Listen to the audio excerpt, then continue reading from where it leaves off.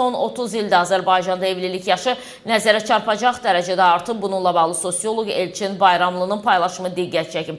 O bildirib ki, əvvəllər orta evlənmə yaşı 25 ətrafında idisə, indi bu rəqəm 30-a çatıb. Sosioloq sözgedən tendensiyanı faciə adlandırıb və gələcək üçün təhlükə vəd etdiyini vurğulayıb. Rəşad Məhmudov gənclərin evliliyə marağının azalmasını qidalar, xüsusilə palma yağı ilə əlaqələndirib. Onlar orqanizmimizdə hormonal dəyişikliyə səbəb olur. Əksəriyyət bilmir, bir il ərzində Azərbaycana 50 min ton palma yağı gətirilir. Bu cinsiyyət üzvlərinin fəaliyyətini azaldır.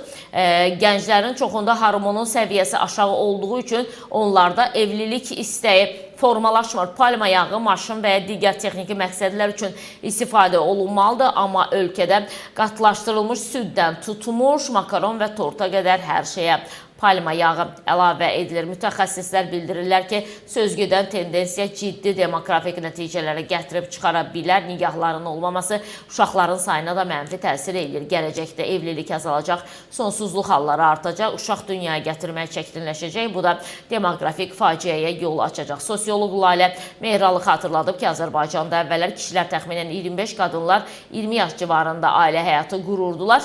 Artıq qadınlar təhsil almadan və müəyyən bir peşə sahibi olmadan ailə qurmurlar. Ümumilikdə 28-30 yaşında evlənən qadın da, kişi də ailə qurmağa gecikmiş sayılır. Qadın üçün evlilik yaşı 23-dür, ən ideal yaşdırmı.